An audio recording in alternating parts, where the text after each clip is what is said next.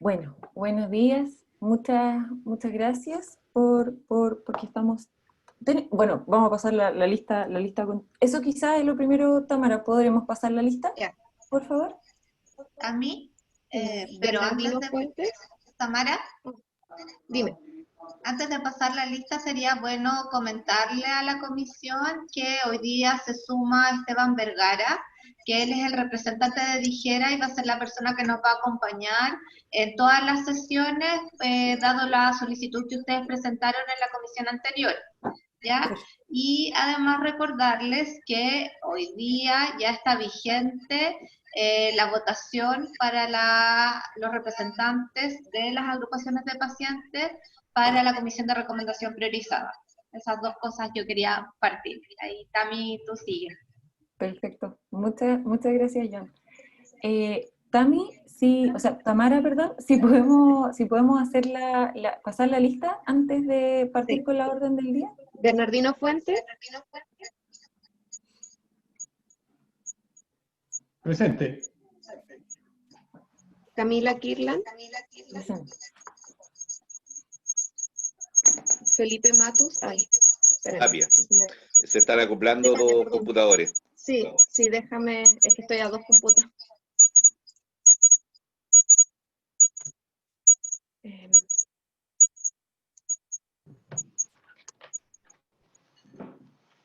Ahora sí, Felipe Tapia.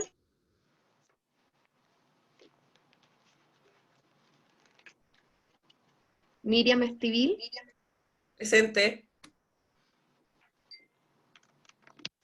Carmen Elwin,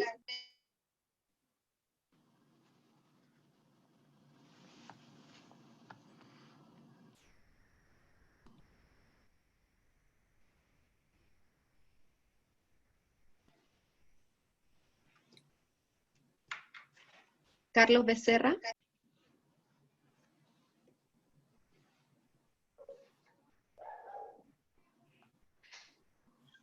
Está presente, pero está muteado.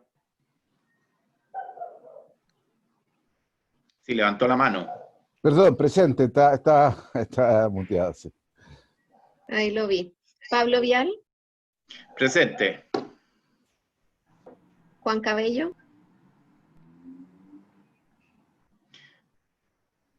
Dijo que Está iba presente, pero está manejando. Está manejando. Está verdad que lo presente. dijo. Octavio de la Fuente, Gloria Ramírez, Presente. Buenos días. Elizabeth Cabello,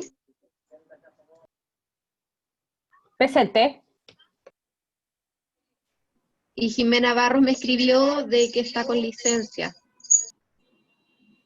Sí.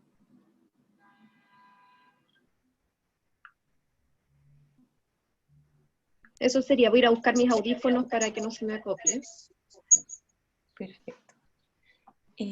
Esperemos a que vuelva Tamara entonces, porque lo primero... esto sí puedo aprovechar de pedirles mientras tanto. Cuando hacemos presentaciones, compartimos la pantalla, no los veo a todos en la pantalla. Entonces les quería pedir que cuando estemos en esa situación y pidan la palabra, lo escriban en el chat, porque ahí me aparece y lo veo enseguida, ¿sí? Para además tener un orden en la pedida de palabras y yo no saltármelo porque no los vi, ¿ya? Perfecto. Ya. Lo primero de la orden del día es que en realidad con Gloria nos demoramos un poquito en responder la orden del día a la oficina de coordinación, así que le queríamos pedir disculpas a Gloria Acuña y al equipo de coordinación del ministerio porque nos demoramos un poquito en coordinarnos para poder ver el tema de la orden del día. Entonces eso antes que cualquier cosa. Ya. Lo siguiente y lo primero de la orden del día es que mandamos el borrador del acta de la sesión anterior. ¿Doy por confirmada el acta, que todos la revisaron y no tienen comentarios? ¿O hay alguien que se le olvidó incorporar algún comentario? Me das unos minutos mientras estamos en la reunión para echar una rápida mirada, porque no la alcancé a ver. Perfecto. Sí, no hay problema. ¿Alguien más que tenga algún comentario del acta que haya que enmendar?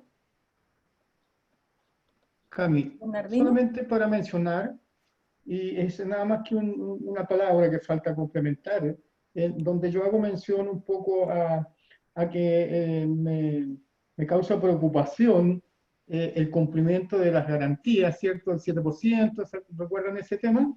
En donde son las garantías registradas, y ahí no se colocan las garantías registradas, entonces no queda claro el contexto, digamos, nada más. ¿Ya? Así que en esa pequeña parte habría que corregir ahí, que me preocupa las Perfecto.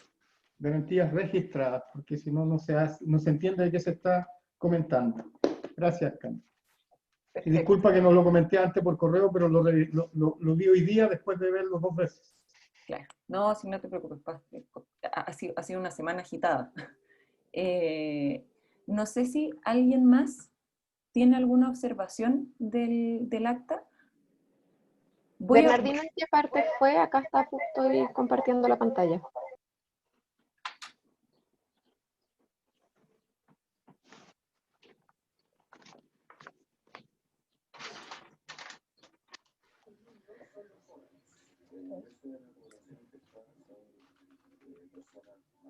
Yo creo que punto 3 parece, o por ahí, 3 o 4. Un poquito más abajo. Está anunciado Bernardino. Carmen. Aquí está, ahí pasaste. Bernardino Fuente Express. Entonces, agregar garantías registradas. Ok, lo tengo. Perfecto. ¿Algún otro comentario para enmendar el acta? Ok. Lo siguiente es ver la orden del día, ¿cierto? O sea, perdón, lo siguiente es ver los temas que quedaron pendientes de la sesión anterior. Voy a compartirles la pantalla para que los podamos, no soy anfitrión, pero no sé, Tamara, si puedes o darme acceso o tú Sí, les doy compartir acceso. la orden del día. Ahora sí podrías. Perfecto, listo. Voy enseguida. Entonces les voy a compartir mi pantalla y aquí está la orden. Primero la revisión de las tareas de la sesión anterior, ¿cierto? Entonces, lo primero fue que se solicitó la participación a Dijera. Entiendo que estamos ok, ¿cierto? Está Esteban aquí, ¿sí? Consulta el correo electrónico de la comisión. Tamara, ¿esto habrá sido posible revisarlo? En verdad no lo pude consultar porque hemos estado... Espérame, se me acopla todo. Dame un segundo.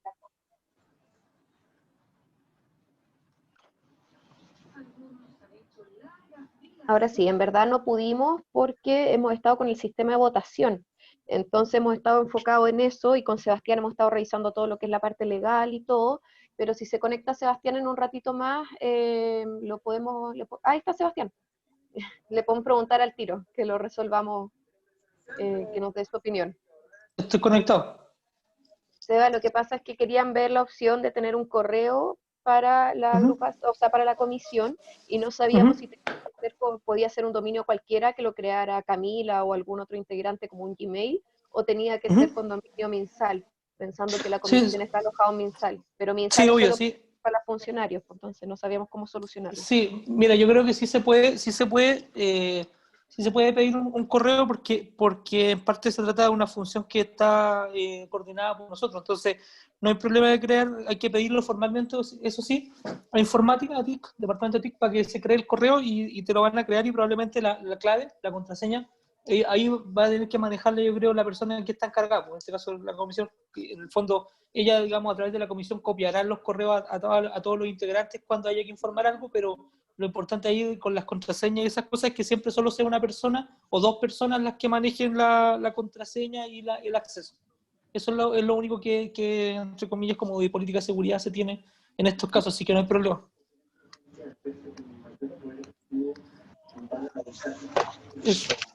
Perfecto. Tami, Camila, yo creo que igual hay que dejar pendiente para poder evaluar con la parte informática, que son quienes manejan los correos, porque lo que en algún minuto nos habían comentado es que efectivamente tenía que ser una persona que tuviera contrato mensal para tener el acceso a este correo. Entiendo que desde la perspectiva legal no tendríamos problemáticas, pero veamos cuáles son las condiciones de TIC y cuáles son las características y criterios que ellos determinan para hacer los correos, ¿ya? Así que nos comprometemos a mandarle la respuesta vía mail para que ustedes puedan estar al tanto de lo que ocurre, y si no, explorar la idea de tener un correo de la comisión que sea desde un Gmail, que les va a permitir a ustedes también tener acceso a todos al mismo, a la misma información, ¿ya? Perfecto. Ok, sí, estupendo. Ok, la otra consulta que se había hecho al Ministerio es respecto de este repositorio de documentos. Básicamente que los documentos a los que solicita acceso la comisión puedan ser cargados como link en el sitio de la Comisión de Vigilancia y Control, para que las personas que consultan y ven las sesiones puedan tener acceso a la misma información que vamos revisando nosotros. No sé si eso, Tamara, se habrán podido revisar. Camila, en ese sentido hicimos un análisis y hay una publicación ya disponible en la página web. No sé, Tamara, si tú puedes compartir la página web de Ley Ricarte Soto para poder mostrarles lo que ya está publicado y que puedan ver si es que efectivamente eso es lo que estaban solicitando, y que reconozcan en dónde va a estar alojada esta información. Sí, Camila, dejaste, ya, súper, voy a abrir la página para mostrarle.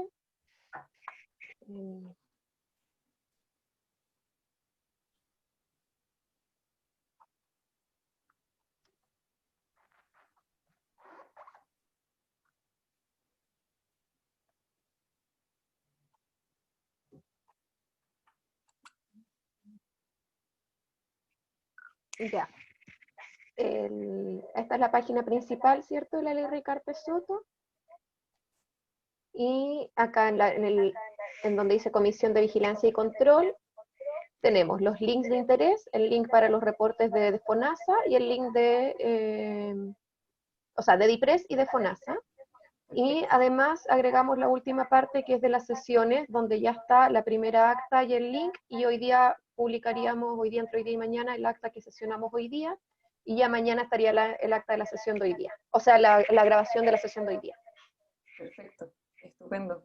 Igualmente, les pedimos que puedan ustedes revisar la información que está publicada para que vean si efectivamente eso es lo que se requiere. Hay que sí recordar que hay alguna información que nosotros no podemos publicar porque no es información propia, sino que tenemos que linkear a la información oficial.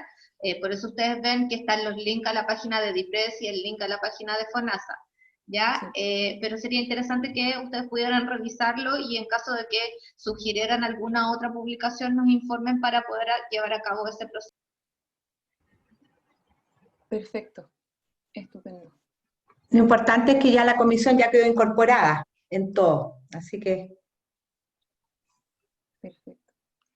Ok, entonces esto estamos resueltos. Ok. Esto era algo que planteó Juan Francisco, me acuerdo, en la sesión anterior, si era posible contar con la declaración de conflicto de interés del médico tratante y consentimiento informado de pacientes para la ley Ricarte Soto. O sea, en el fondo, de los médicos asociados al sistema y de los pacientes. No sé si esto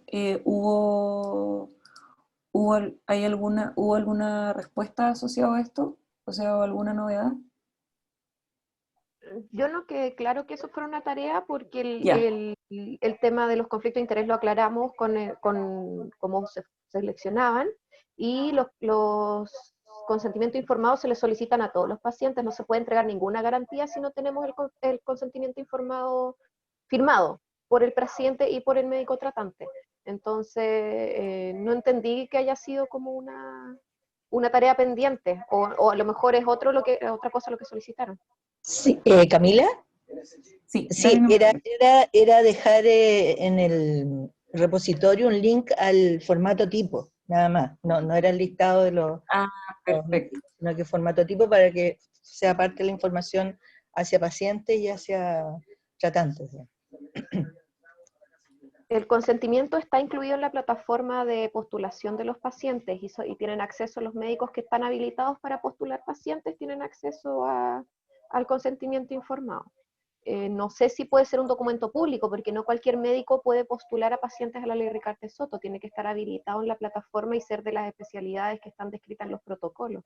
Entonces ahí hay un conflicto, yo creo, no lo sé. En todo caso, los consentimientos están en los protocolos que están publicados son anexos de los protocolos que están publicados en la página web.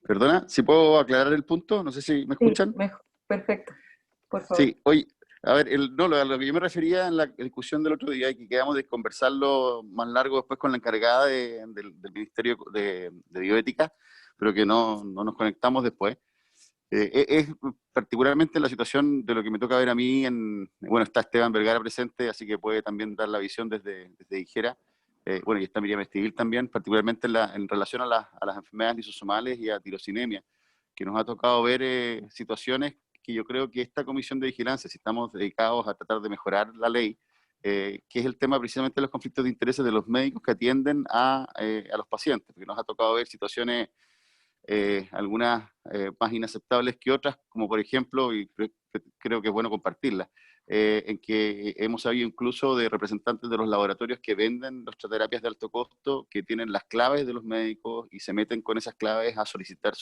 cambios de tratamiento, por ejemplo, o que nos solicitan cambios de tratamiento de una droga a otra, considerando que son drogas de $200.000 paciente por año, porque después de que fueron invitados a un congreso por el laboratorio en cuestión. Entonces, el problema me parece más profundo. Me parece que a lo que me refería el otro día es que esta comisión se preocupe, y contando con la asesoría de bioética del Ministerio y con todos los participantes, de tratar de avanzar en un estándar de conflictos de interés lo más alto posible. A eso me refería. Me parece que es un proceso. Se parte, obviamente, por tener en un repositorio ¿cómo se llama? Las declaraciones de conflictos de interés, los consentimientos informados. Me parece que es una parte importante de eso. Pero me parece que es un problema profundo a seguir discutiendo. No creo que lo vayamos a resolver en una reunión, pero creo que es un tema que es materia de preocupación de esta comisión de vigilancia. A eso me refería con el comentario la otra vez. ¿Puedo? ¿Camila? Aquí, doctora. La palabra. Me parece gravísimo lo que se dice acá, que los laboratorios o que médicos pidan en forma, digamos, particular hacer cambios, porque de acuerdo a lo que conversamos la vez anterior, lo que garantiza la ley Ricardo Soto pasa previamente por una comisión que evalúa y que se define cuáles van a ser los fármacos, los insumos o lo que corresponde entregar en cada prestación. Por lo tanto, encuentro muy serio, y por eso mismo habíamos dicho que en realidad conflictos de interés en los médicos prácticamente no era necesario tener, porque los médicos en sí no tenemos ninguna injerencia en lo que se le va a dar al paciente, sino que eso ya está preestablecido. Por lo tanto, situaciones como estas creo que son justamente las cosas que nosotros como comisión tenemos la obligación de conocer, y si es así, evaluarlas, denunciarlas y por supuesto tomar las medidas que corresponden. Yo creo que eso cae exactamente dentro de nuestra función, y si estas cosas están sucediendo debemos conocerlas con nombres y apellidos y saber bien lo que está pasando, y de acuerdo a eso tomar las medidas que correspondan, o hacer las denuncias a los organismos que correspondan. Camila. ¿Puedo hablar? Primero Gloria y luego Pablo, que pidió la palabra, justo puede que iba a hablar Gloria. Entonces, parece que Miriam también pidió la palabra. Yo también. Yeah. Ok, entonces... Muy cortito, yo recogiendo las palabras del doctor Cabello, me da la impresión que lo que nos falta es un algoritmo de vigilancia respecto de cambios de terapias, que al parecer es allí donde laboratorios utilizan las claves de médicos para hacer solicitudes de cambio de terapia a algún nivel de conveniencia. Me parece súper grave, comparto totalmente con la doctora Elwin su preocupación, y quizás lo que hay que ver es el algoritmo de la vigilancia, dónde se hace, cómo se hace, y eso la doctora Contreras en la observación que me mandó para el acta, ella pide que le demos más señales de en qué término ella pueda colaborar en estos dos elementos, digamos, y sobre todo los conflictos de interés. Eso. Perfecto. Sí, voy a terminar de dar la palabra y luego hacemos un redondeo respecto de este punto. Pablo. Pablo Vidal. Tiene el micrófono apagado. Ahí está. El micrófono.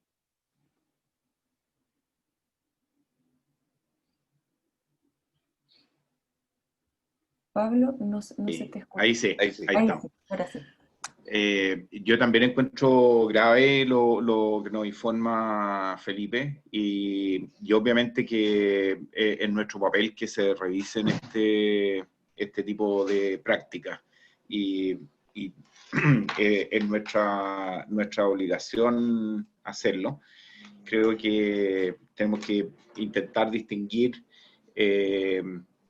una serie de situaciones que pueden explicar algunas de estas cosas, como por ejemplo la asistencia a congresos, que hay una obvia tendencia a informarse, pero está re claro a esta altura que el pago de asistencia a congresos y viajes, en fin, es un problema ético que debe evitarse.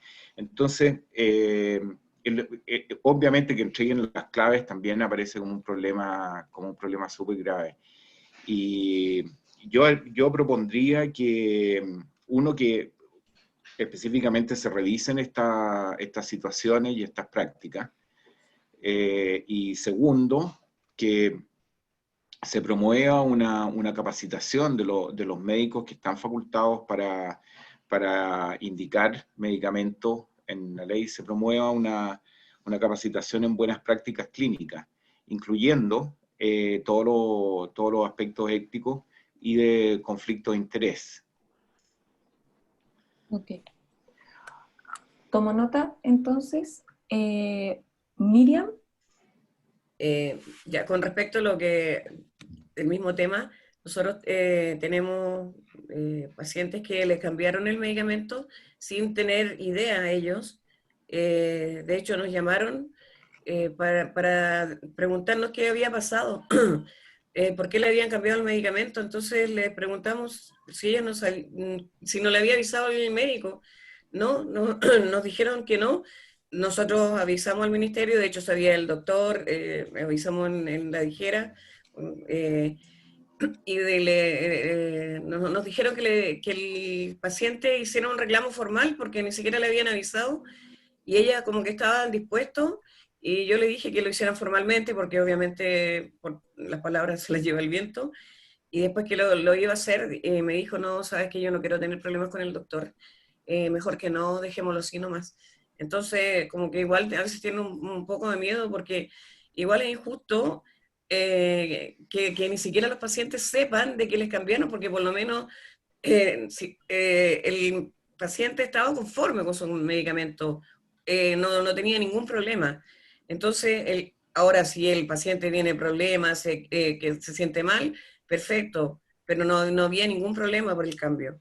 Entonces, sin previo aviso, ni siquiera avisar, yo creo que eso no corresponde, y como digo, ni siquiera, o sea, después los pacientes se retractaron de hacer un reclamo formal.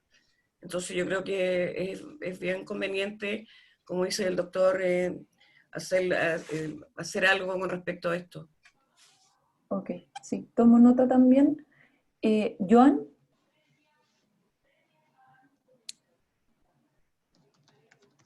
Joan, no se te escucha, no sé si no está... ahí sí. No. Ah, que parece que lo sacaste y lo volviste a poner porque todavía está en mute. Ahí sí. Ahí sí.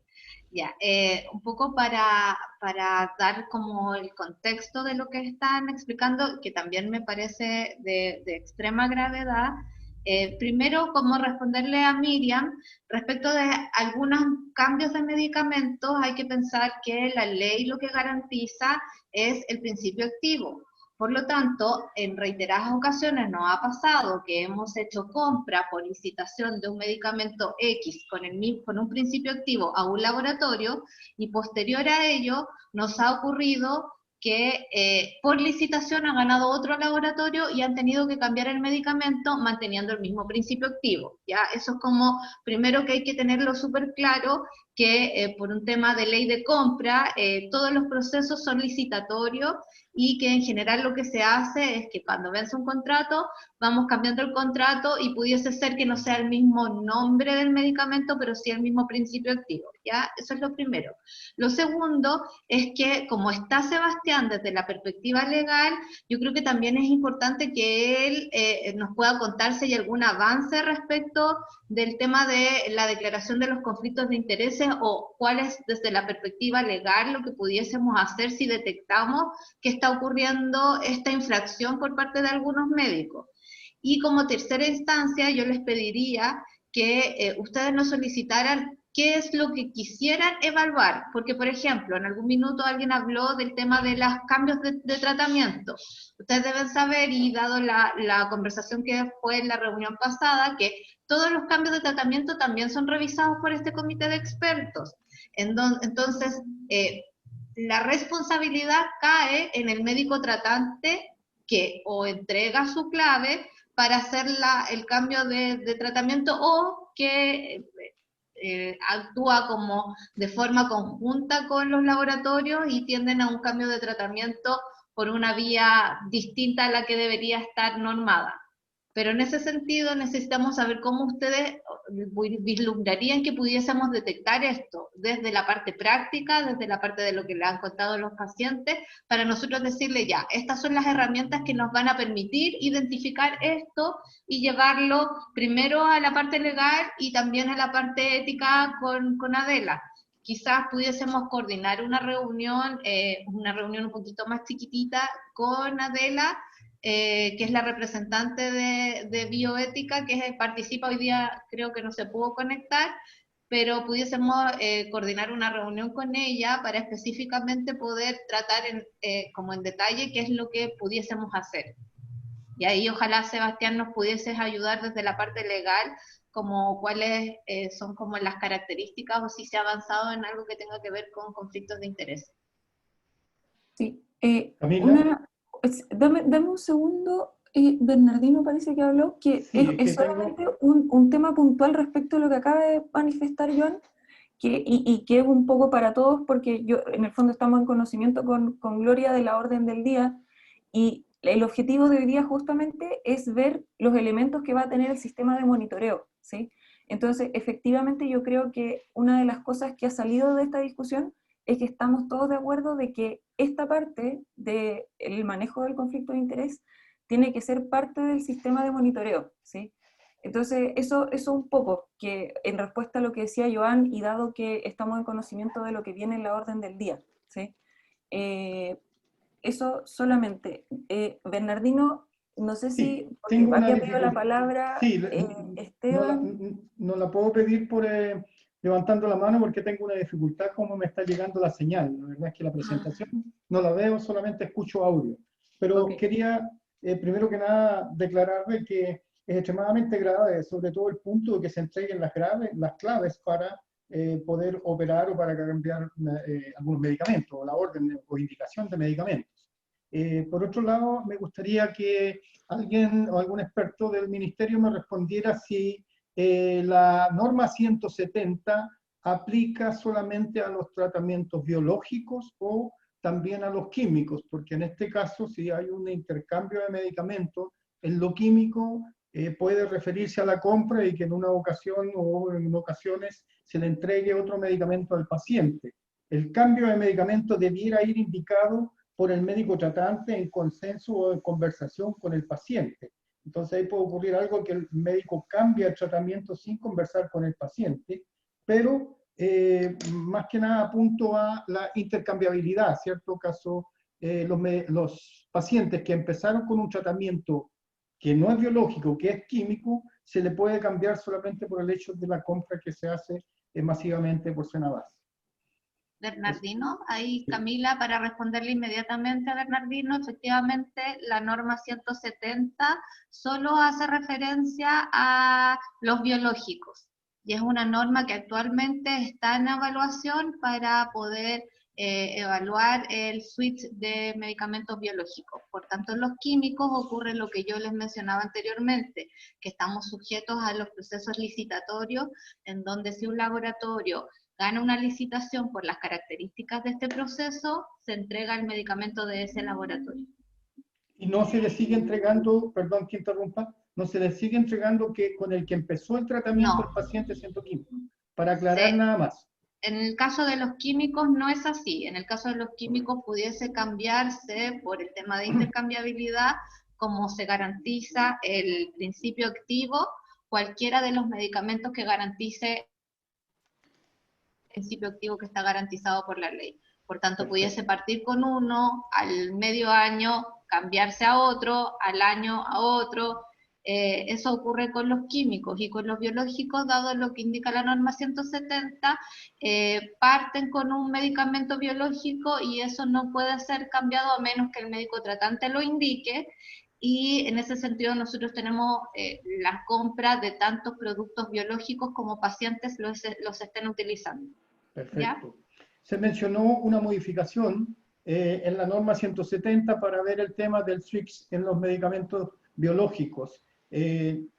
Solicito que estemos al tanto de esa información cuando se dé el caso, porque es un tema muy importante dentro de los biológicos y para los pacientes que están recibiendo tratamientos biológicos. El switch de medicamentos es súper importante conocer cuál es el cambio que se está discutiendo. Sí, todavía no es algo oficial. Es algo que está... Es que esa modificación la trabaja DIPOL, la División de Políticas Públicas, específicamente lo de políticas farmacéuticas, y en general todas estas normas técnicas o reglamentos que puedan influir en la población van a consulta pública. Entonces, dependiendo del proceso de cómo va esa modificación, nosotros les vamos informando, pero no es algo que manejemos nosotros o que coordinemos nosotros. Está desde DIPOL, desde la otra división. Perfecto. Sin nada más que para que no se nos pase la discusión. Pero como va a ser público, estaremos atentos. Muchas gracias. Ok, hay una pregunta de Pablo, que es, ¿estos cambios de terapia se dan en forma más frecuente en algunas enfermedades?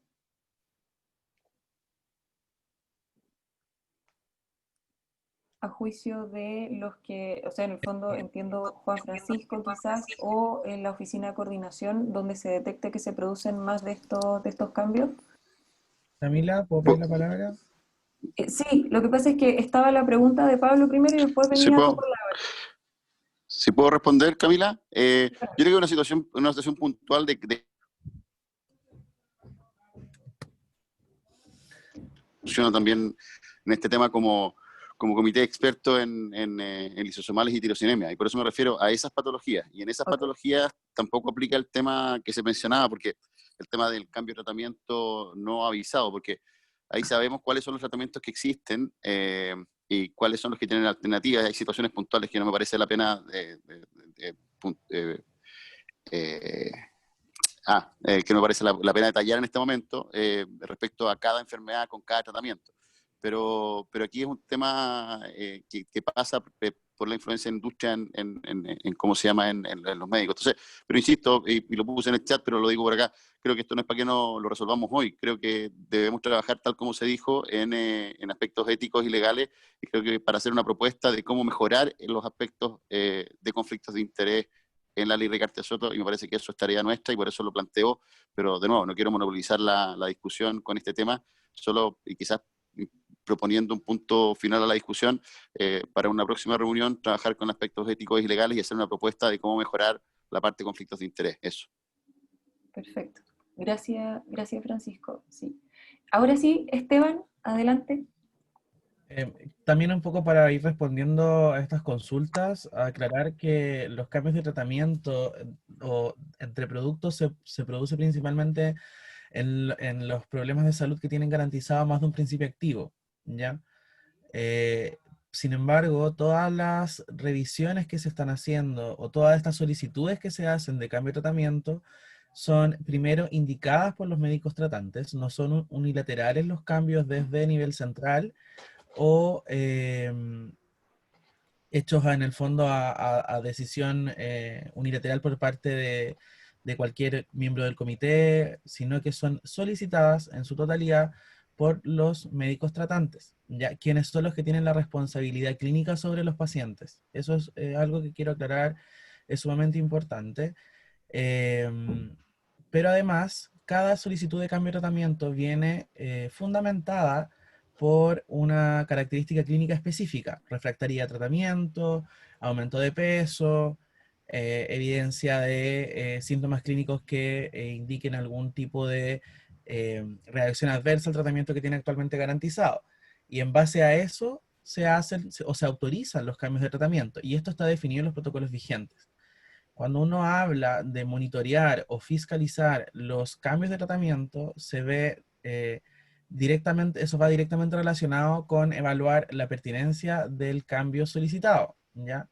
Porque eso es lo que está, ese es el rango de lo que está hoy día normado, ¿ya? Y tanto el doctor Cabello, como lo mencionaba, como en otros comités de expertos, se hace esta evaluación justamente porque es necesario fundamentar este cambio de tratamiento. Ahora, en base a lo que nos comentaba Miriam, con estos pacientes que de manera o sin informar cambiaron tratamiento de los pacientes, nosotros solicitamos el formalizar esta denuncia porque lo consideramos grave a través de un reclamo o de algún otro mecanismo formal en los cuales se pudiera ir, más que nada tener un antecedente formal, porque es una acusación grave que a nosotros nos preocupa, pero no podemos actuar en base solamente como a un comentario, porque, como les decía, finalmente la responsabilidad clínica de un paciente es responsabilidad de un médico tratante, ¿ya? Un médico tratante del cual nosotros no tenemos control, ¿ya? ¿Por qué? Porque es un médico contratado por un establecimiento de la red, usualmente autogestionado. Ya, eso es más o menos para explicar el proceso. A nosotros sí, efectivamente nos parece grave. Hemos solicitado algunas fiscalizaciones a la superintendencia para que se vaya revisando. Sin embargo, por el contexto en el que estamos hoy día, la verdad es que no se han priorizado esas fiscalizaciones, y eso es entendible porque las actividades están enfocadas en abarcar lo que es el tema de la pandemia. Pero nosotros sí realizamos o sea, sí estamos atentos a todas estas denuncias formales o informales que nos van llegando para poder ir revisando dónde están los problemas, ¿ya? Pero quería aclarar principalmente, los cambios de tratamiento son solicitados por los médicos tratantes, se solicita también una justificación clínica para poder pedir este cambio, que finalmente es visado por los comités de expertos, ¿ya? Perfecto. Gracias, Esteban. Ok, entiendo que ahí queda un poco respuesta, o sea que, perdón, queda un poco respondida la pregunta de Pablo, ¿cierto? Respecto de si existen instrumentos de monitorización. Entre los instrumentos de monitorización, realizar auditorías de indicaciones médicas y sus cambios, ¿sí? Bueno, ahí está el apoyo de Carmen Gloria, y les quería pedir que después de que le demos la palabra a Felipe, sigamos, porque tenemos el tema central de esta reunión es poder hablar sobre el sistema de monitoreo, y tenemos una propuesta para ustedes. Entonces la idea es que podamos hacer la propuesta lo más breve posible para después dejar espacio para la discusión sobre el sistema de monitoreo. Entonces eso les quería manifestar antes de dar la palabra a Felipe. Adelante, Felipe. Sobre el sistema de cómo controlar toda esta situación, para nosotros también es preocupante la farmacovigilancia que se produce en los cambios de tratamiento del mismo principio activo, ya que si bien el precio puede ser mejor, la calidad del medicamento, si bien siendo el mismo principio activo, puede causar efectos secundarios no deseados y profundamente dañinos para el paciente. Entonces la pregunta que yo agregaría a lo que dicen los anteriores participantes es cómo controlamos la farmacovigilancia de esos pacientes una vez que se cambia el medicamento. Si cambiamos de un laboratorio a otro, ¿cómo sabemos que ese medicamento está respondiendo y cómo nosotros visamos que ese tratamiento que fue cambiado al paciente no le está presentando efectos secundarios? Entiendo que me respondieron parte de la pregunta, pero no sé si hay un control preciso de la farmacovigilancia de esos cambios de tratamiento. Gracias. Felipe, eso te lo puedo contestar yo. Nosotros, el flujo es que el médico tratante hace la notificación al ISP a través de un formulario de farmacovigilancia. El ISP es el que vigila cualquier alerta sanitaria, sea tecnológica, hablando de dispositivos, o sea de medicamentos. Por lo tanto, nosotros podemos solicitar los informes de farmacovigilancia al ISP. Ya solicitamos, por ejemplo, los de bomba de insulina, porque tenemos que ver el tema del proceso de recambio. Entonces se pueden solicitar los informes que ellos tengan, que hayan recibido, y las investigaciones que hayan hecho de farmacovigilancia de los medicamentos incorporados en la ley Ricardo-Soto. Pero no el se solicitan flujo todos, es, Tamara. ellos nos levantan alertas y nos han levantado alertas. Por ejemplo, nos han levantado alertas de dispositivos más que nada, o en algún momento de los alimentos. Pero de medicamentos no hemos recibido alertas desde el ISP. Ese es el flujo que está establecido, el médico tratante, y es para cualquier medicamento. Es el médico tratante el que tiene que, a través de un formulario, se le informa al ISP, y ellos establecen si es necesario hacer una investigación o le pide más antecedentes al laboratorio, etcétera. Por lo tanto, podemos solicitar esos informes de farmacovigilancia. Es responsabilidad del ISP la farmacovigilancia. Sí, pero la decisión de compra es de ustedes. Entonces, la pregunta es, ¿están ocupando esa información que puede entregar el ISP, que no puede ser grave para el paciente en cuanto al tratamiento, pero sí en los efectos secundarios para la decisión de compra? Esa es la pregunta que yo hago, porque puede que el paciente sufra mareos, vómitos con el tratamiento que antes no tenía, y que va a afectar su calidad de vida, pero que no se está tomando en la decisión final de la compra o la selección del medicamento del laboratorio que se va a tratar. Esa es la pregunta que yo hago. Felipe, Sí. comentar solamente que primero que la farmacovigilancia es responsabilidad del médico tratante, porque es él quien indica las terapias, ¿ya?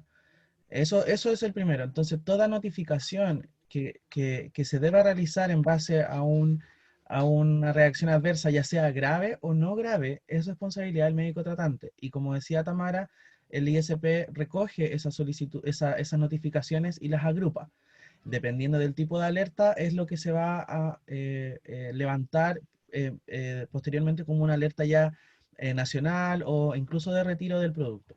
Nosotros lo que hemos hecho en base a eso mismo, a ese mismo proceso, es que cuando tenemos cambios de terapia que son principalmente de productos de síntesis química, o sea, los que no están afectos a la norma 170, es que cuando se tiene antecedentes de que el producto no tiene buenos resultados, nosotros solicitamos al ISP que informe sobre los reportes de farmacovigilancia que se han recibido, y eso en algunos casos impide la adjudicación de una compra a ese producto determinado. Y eso nosotros lo vimos en algún momento, me parece que con un Bosentan, y también se ha revisado otras veces con otros productos como Fingolimod, ¿ya? Sin embargo, hay que considerar también de que la mayoría de los productos o los nuevos registros que están llegando al país que tienen relación con la ley Ricardo-Soto son registros nuevos, ¿ya? Porque estos productos anteriormente estaban casi monopolizados, porque era un proveedor con registro sanitario disponible, y hoy día tenemos, por ejemplo, en algunos productos biológicos incluso, 4 registros para el mismo producto. Entonces, o para el mismo principio activo, perdón. Entonces, en base a eso se hace la revisión, pero también hay que entender, primero, que esto es obligación de los médicos tratantes en cuanto a la notificación, y además que las tecnologías que nosotros estamos garantizando en la ley Ricardo-Soto son garantías de escaso, o que hasta hace un tiempo atrás eran de escaso acceso. Por lo tanto, tampoco se tiene una evidencia contundente con respecto a cuál es la seguridad o el perfil de seguridad que está teniendo un medicamento en la población, porque además las investigaciones no son realizadas en población chilena, menos latinoamericana casi, ¿ya? Entonces, eso es para poder aclarar un poquito cómo se realiza el proceso, y que efectivamente nosotros monitorizamos cuando existe un producto que no es un registro sanitario nuevo, y del cual ya se tiene experiencia, o incluso cuando el cambio se está haciendo en un producto que tiene alta sensibilidad a algún tipo de cambio en la manufactura del producto, ¿ya? Como por ejemplo es en el caso de hipertensión pulmonar, que es lo que hemos revisado, y también se trabaja súper de la mano con el ISP, con todos estos temas de tanto tecnovigilancia como farmacovigilancia cuando existen alertas. Ya nosotros hemos tenido al menos 4 alertas de retiro en la cual hemos trabajado de la mano con el ISP para la notificación y la reposición de los productos, ¿ya? Y eso pasó para un alimento, 2 dispositivos y un fármaco, ¿ya? Para que lo tengan en consideración de que esa vigilancia o ese trabajo conjunto sí se realiza y que Perfecto. nosotros estamos sumamente pendientes con respecto a eso. Perfecto. Ok, voy a seguir revisando la orden del día para que podamos terminar esto ojalá antes de las 12 y poder revisar al punto central de esta reunión, que es o sea, sin perjuicio de que todo lo que hemos comentado es sumamente relevante, pasar a la discusión del plan de trabajo, indicadores y sistema de monitoreo, ¿ya? No sé si se logró a la oficina de coordinación, Tamara y Joan, si se logró invitar al referente del comité de expertos. Esteban, los comités de expertos están alojados en Dijera. Perfecto. Sí, comentar que tanto Tamara como Joan me comentaron que en la última reunión habían salido algunas dudas con respecto al proceso de los comités de expertos. Comentar que yo tengo una presentación breve con respecto a este proceso de revisión para que ustedes entiendan más o menos cómo se lleva a cabo este proceso, ¿ya? No sé si por la hora quiere que lo presentemos ahora o si no lo dejamos para la próxima reunión. Tú me comentas, Camila. Esteban, ¿será posible? Mira, yo les propongo que terminemos de revisar los acuerdos pendientes, porque mi impresión es que justamente la información, o sea, hemos conversado muchas cosas que necesitamos que se monitoreen y se transparenten, ¿sí? Entonces mi impresión es que en la medida que discutamos el plan de trabajo y el sistema de monitoreo, van a salir muchas dudas respecto de nosotros, respecto de qué es lo que se necesita transparentar, ¿sí?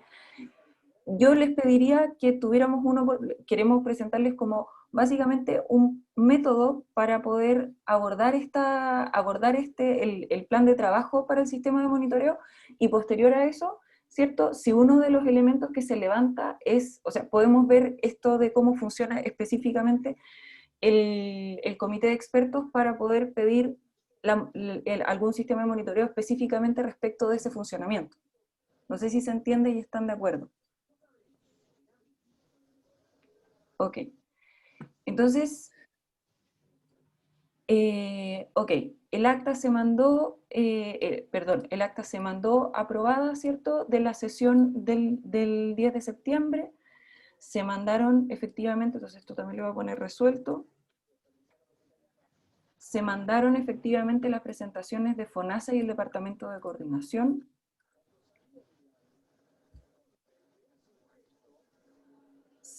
Aquí había una solicitud del listado de especialistas por prestador, perdón, el listado de especialistas, prestadores por establecimiento, problemas de salud y región.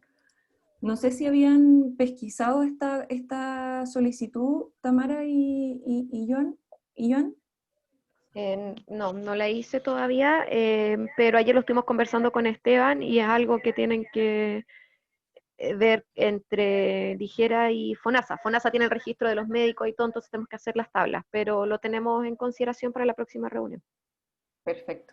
Muchas gracias. Para entender un poco que esa solicitud es una solicitud gigante porque la cantidad de cuentas que hay registradas en el sistema son muy grandes, y también informar que nosotros lo que hacemos es solicitar cuando solicitamos una incorporación de un médico al sistema de trazabilidad, la incorporación depende de la especialidad, no de la patología a la que postula. Por lo tanto, por ejemplo, un médico internista va a poder postular a muchos problemas de salud a sus pacientes. Ya, eso para que lo tengan en consideración también. Perfecto, clarísimo. Ok, entonces, habiendo terminado de revisar los acuerdos y pendientes de la sesión anterior, estuvimos trabajando, les quería comentar y proponerles, sí, porque en el fondo lo que viene ahora es que definamos cuáles son los indicadores del sistema de monitoreo, cuál es el método para abordar el sistema de monitoreo, porque lo que hemos estado conversando es que han salido diferentes elementos que es necesario monitorizar, ¿ya? Como esta es una discusión que a mi entender, y por lo que hemos visto estas últimas 2 sesiones, es súper amplia, lo que les queríamos proponer, ¿cierto? Lo conversamos con Gloria, se lo presenté al resto de los representantes de la sociedad civil, hice una consulta con algunos metodólogos salubristas para poder abordarlo de una manera lo más estructurada posible y que nos permitiera avanzar de manera estructurada, le queríamos proponer un método para abordar esta parte que es la definición del sistema de monitoreo y los indicadores. Entonces, si me dejan presentarles, yo quiero tomarme no más de 5 o 10 minutos en esto para proponerles el método y que después podamos seguir avanzando y registrando cuáles son los indicadores y los principales elementos del sistema de monitoreo. Y quizás saturar este levantamiento entre esta sesión y la otra. No sé si están de acuerdo. Perfecto. Entonces, les voy a compartir una presentación que preparamos con Gloria, que es, voy a cerrar esto aquí, cualquier duda me avisan por el chat, ¿sí? Entonces esto es como la propuesta para el sistema de monitoreo, ¿ya? Recordar, voy a subir esto aquí, recordar que aquí, esto lo voy a pasar rápidamente porque ustedes me imagino que ya lo saben, que para qué está facultada y para qué podemos ser informados como comisión respecto de qué temas, respecto de qué materias. Aquí están detallados, esta presentación por supuesto que la vamos a compartir, pero que en el fondo la función central de la comisión es, o uno de los productos, es emitir un informe anual que contenga los resultados y conclusiones de sus observaciones y la formulación de recomendaciones respecto del sistema de protección financiera, ¿sí?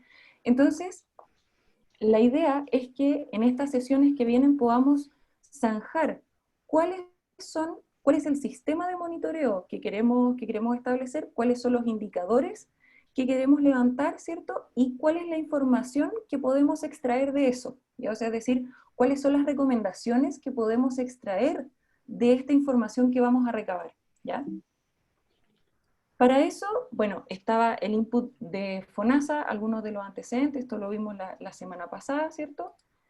Y este es un marco conceptual que a mí hice una breve consulta, ¿cierto?, con algunos médicos salubristas, con algunas personas con un poquito de con un poco de experiencia en tema de evaluación de políticas públicas, y este marco conceptual ustedes probablemente lo conocen, es un marco conceptual que propuso la OMS en el año 2009, y que probablemente es de los más nuevos que hay respecto de cómo monitorear políticas públicas. Se pueden monitorear resultados de los sistemas de salud en general, pero particularmente el resultado de políticas públicas, ¿ya? Porque cuando nosotros estamos pensando en indicadores, generalmente pensamos en el impacto de las políticas públicas, pero el problema de medir solamente el impacto de las políticas públicas, es decir, la mejora en resultados de sobrevida, por ejemplo, es que si detectamos un problema en la medición del impacto, ¿cierto?, hace difícil que podamos retraernos hacia atrás y ver por qué se produce eso, ¿sí? Entonces, lo que trata de hacer este marco conceptual es establecer 4 grandes dominios de indicadores para la medición para la medición del desempeño de las políticas públicas y también para detectar cuál puede ser el origen de esos problemas. Entonces, lo que hace el marco conceptual es que uno de los dominios, ¿cierto?, es ver cuáles son los insumos y procesos de la política pública, en este caso la ley Ricarte-Soto, ¿cierto?, el sistema de protección financiera, si cuenta con todos los elementos necesarios para cumplir con los objetivos que ésta se definió, ¿sí? Por ejemplo, si cuenta con la infraestructura, si están las capacidades, si existe algún sistema de generación de capacidades instaladas para seguir alimentando el sistema, si existen los sistemas de información. Esto es lo más abstracto, lo que tiene que ver con la estructura que tenemos para cumplir con los objetivos. Luego viene toda la parte que es de la intervención respecto de los resultados de la intervención, es decir, la población accede al tratamiento, el sistema está disponible para que el paciente pueda acceder a las intervenciones que resultan de esto, cuál es la calidad, la seguridad y la eficiencia de las intervenciones, por ejemplo. Luego, los resultados de la política pública particularmente, cuál es la cobertura que tienen las intervenciones que se están implementando y cuál es el comportamiento que tiene la población de cara a esta intervención. Por ejemplo, una de las cosas que planteaba Felipe la semana pasada es la adherencia de los pacientes a la terapia, que condiciona, por supuesto, el impacto que puede tener la política. Y finalmente, indicadores de impacto. Y aquí habían muchos de los que vimos la semana pasada, ¿sí? La mejora en sobrevida global, la disminución de la mortalidad, ¿cierto?, el aumento de la protección financiera. Entonces, les queríamos proponer usar este marco conceptual y lo que hicimos aquí hay un par de ejemplos que vienen en un documento que nos gustaría compartirles, pero aquí lo que hicimos fue detallar esto, o sea, en el fondo, este marco conceptual, aterrizarlo, para que en el fondo, juntos, podamos levantar, ¿cierto?, en el contexto de todos estos requerimientos, indicadores que nos interesan, que son relevantes, agruparlos en cada una de estas categorías para que podamos ir dando cuenta de que tenemos los diferentes dominios de la política pública incorporados en el sistema de monitorización, ¿sí? Entonces, por ejemplo, el primer dominio es si la política tiene los insumos para funcionar. Tiene un presupuesto asignado, ese presupuesto se ejecuta, el plan es coherente con los objetivos de la política, hay recursos asociados o faltan. Hay un ente coordinador de la ley, por ejemplo, que aquí sabemos que efectivamente sí hay. En términos del dominio de los procesos, se disponen de los procesos necesarios para funcionar, es decir, se han implementado todos los componentes de la ley, existe un sistema de generación de capacidades que pueda dar respuesta a las necesidades de la política pública, si nos quedamos cortos en algún momento, existe un sistema de monitoreo del desempeño de la ley, que es básicamente lo que estamos desarrollando ahora. Luego todo lo que tiene que ver con el producto de la política, de la ley, por ejemplo, que en este caso es el sistema de protección financiera para diagnóstico de tratamientos de alto costo, y cosas que hemos conversado, ¿sí? Por ejemplo, en términos de gobernanza, ¿existen reclamos asociados a las garantías? Estas se resuelven, y esto sabemos que es algo que ya se levanta, por ejemplo, ¿sí? ¿Existen capacidades instaladas para la implementación de la política? ¿Hay recursos humanos? ¿Cómo se distribuyen esos recursos humanos? Bueno, y así esto avanza en los distintos dominios que mostraba el marco conceptual y en estos subdominios. Entonces lo que les queríamos proponer era proponerles este marco conceptual para empezar a posicionar y a discutir los indicadores en el marco de cada uno de estos dominios y que podamos hacer una revisión exhaustiva de si algo se nos está quedando fuera. Y por otro lado, lo otro que les quería proponer, y que en el fondo es básicamente hacer una matriz de indicadores y de sistemas de monitorización, donde además le asignemos una urgencia y factibilidad a los indicadores. Es decir, en términos de urgencia, este indicador es postergable, porque de todo lo que vimos, hay algunos indicadores que van a ser más urgentes que otros. El indicador o el aspecto que estamos tratando de representar, ¿es postergable, es importante o es urgente? O sea, y dentro de la factibilidad, ¿es factible en el largo plazo, en el corto plazo, o ya está disponible? Bueno, y ahí quizás hay que cambiar la señalética. Pero quise hacerlo lo más cortito posible para recoger sus impresiones y de repente compartir esta matriz, ¿cierto? Y poder empezar a pimponearla, porque mi impresión es que tenemos hartos indicadores y cosas y aspectos, conceptos importantes que sabemos que es relevante medir. Entonces, si de repente pudiéramos compartirlo en esta planilla Excel, ¿cierto? Y nosotros ir desarrollando los conceptos que nos gustaría ver y monitorizar, y a continuación ver la urgencia y la factibilidad de levantar cada uno, ¿cierto? Podríamos estar trabajando indicadores específicos y ver las prioridades asociadas a cada uno de ellos, ¿ya? Eso traté de ser lo más breve posible, así que ahora les cedo la palabra para sus comentarios. Elizabeth, adelante. A ver, yo quisiera mirar también, preguntarle si en este desarrollo participó Jimena. Nuestra Jimena. Nuestra otra Jimena. Jimena ¿Sí? Barros, es que dijo que estaba Jimena con Barros. licencia. No, pero ¿participó en el desarrollo de esta planilla? No, esto fue solamente, la verdad es que esto era como para abrir la discusión con ustedes y en el fondo planteárselos como comisión, como sistema para ordenar el sistema de monitoreo que tenemos que formular para el informe. Ya, lo que pasa es que nosotros con Jimena trabajamos diría 2018, en control de gestión, y principalmente Jimena tiene mucha más experiencia que yo en la generación de indicadores, un montón de experiencia. Entonces, yo también los puedo ayudar porque también soy metodóloga en algunos aspectos, y por ejemplo, yo encuentro que está bien planteado, porque de hecho ese es el marco conceptual que uno utiliza, Sin embargo, está demasiado abierto todavía, porque uno debería ser capaz de, por ejemplo, cuando tú, bueno, no veo la presentación ahora, pero cuando tú hablas de procesos, esos procesos tienen que estar definidos, los procesos que son, como tú bien clasificabas, los que son urgentes, los que se pueden dejar un poco más adelante, pero tenemos que saber de qué estamos hablando, porque el proceso es muy amplio. Tener la disponibilidad es muy amplio, entonces, ¿disponibilidad para qué? ¿Qué es la coordinación? ¿Qué entendemos por cada cosa? Entonces, además del mapa conceptual que nos ordena de la manera en la que vamos a trabajar, tenemos que saber qué estamos diciendo cuando estamos diciendo determinados conceptos. Entonces, para poder definir los parámetros que vamos a evaluar, tenemos que tener clarito qué es lo que vamos a evaluar. Entonces yo creo que a eso le falta. Como concepto está perfecto, yo creo, porque eso es lo que se hace.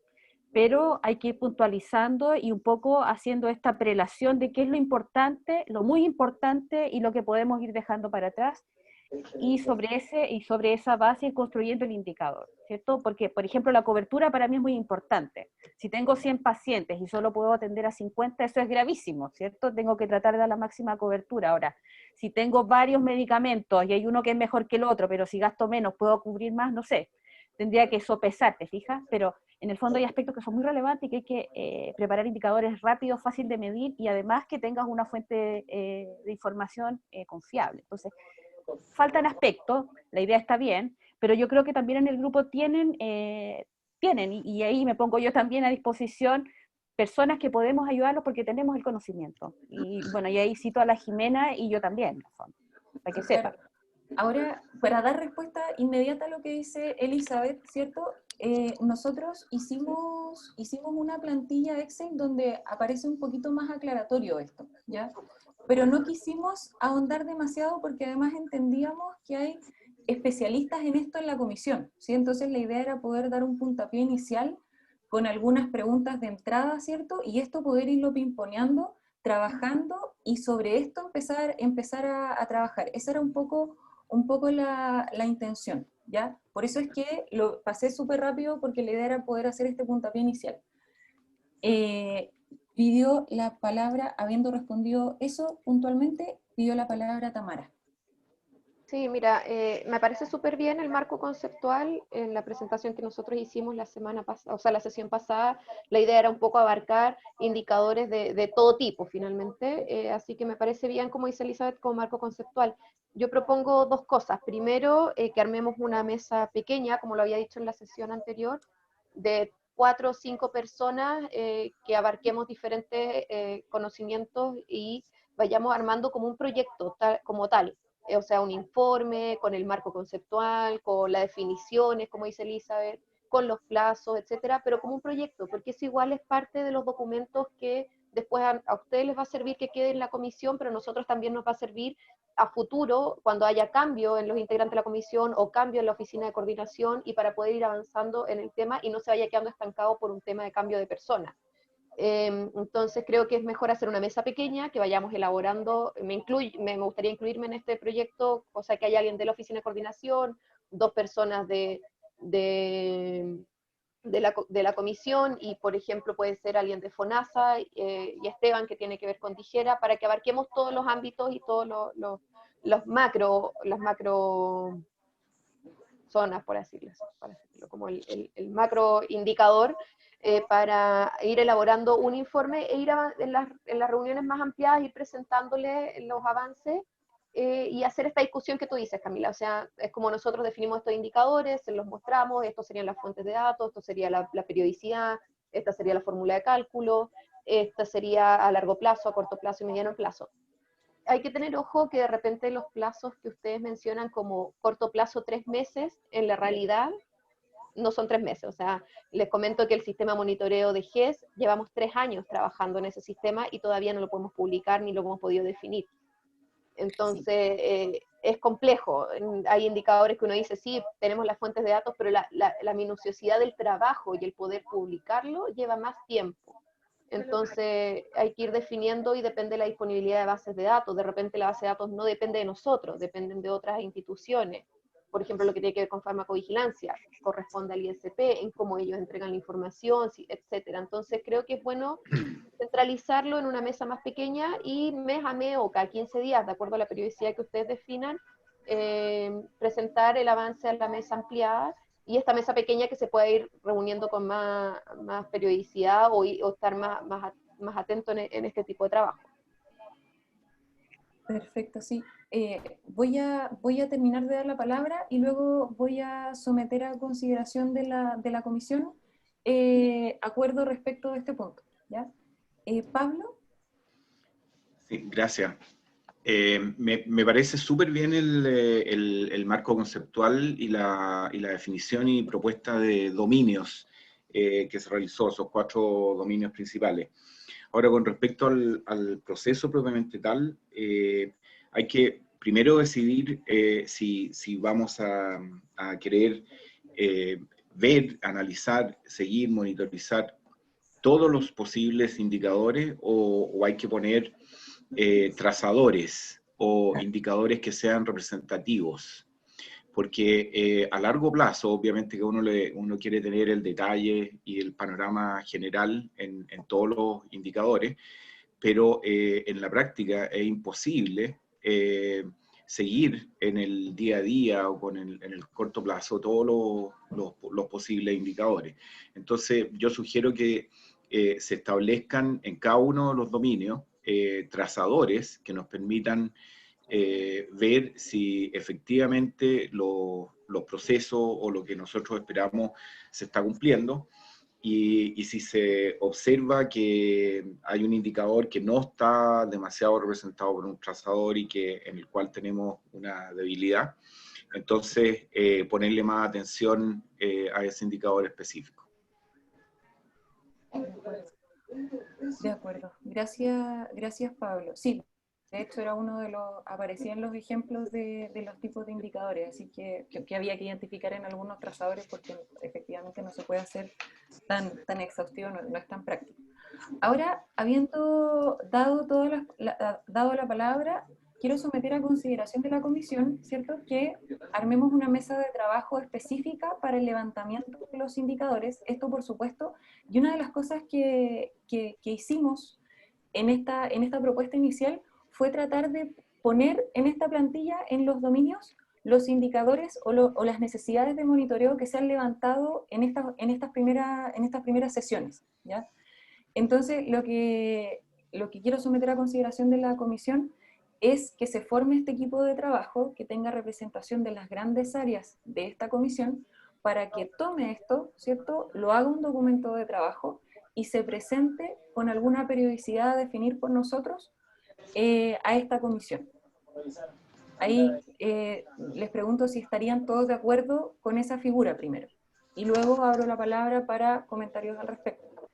¿Hay alguien que no estaría de acuerdo con establecer una mesa de trabajo que se reúna más periódicamente para avanzar con esto y vaya informando a esta comisión respecto de estos indicadores? ¿O respecto del avance de este informe? Perdón, Gloria, adelante. Sí, 2 cositas. Oh, perdón. Estoy con audio. 2 cositas cortas y siguiendo un poco y totalmente de acuerdo con lo que plantea el doctor Vial. Lo primero es que yo creo que requiere el apoyo de toda la comisión en términos de concepto. Una cosa es generar un concepto y de ahí viene todo el trabajo súper bien diseñado y detallado por Elizabeth, que ahí hay un trabajo de mucho más profundidad, digamos. Pero yo también creo que es muy importante que pudiéramos en esa mesa más pequeña o que es más metodológica, incorporar a alguien de la Superintendencia de Salud y en algunas instancias también en el Instituto de Salud Pública cuando la materia lo requiera. Pero la Superintendencia yo creo que tiene, de hecho, construida alguna información, no solo estadística, sino que también de indicadores que son del todo útiles para efectos de la visión global de la ley Ricardo Soto. Eso.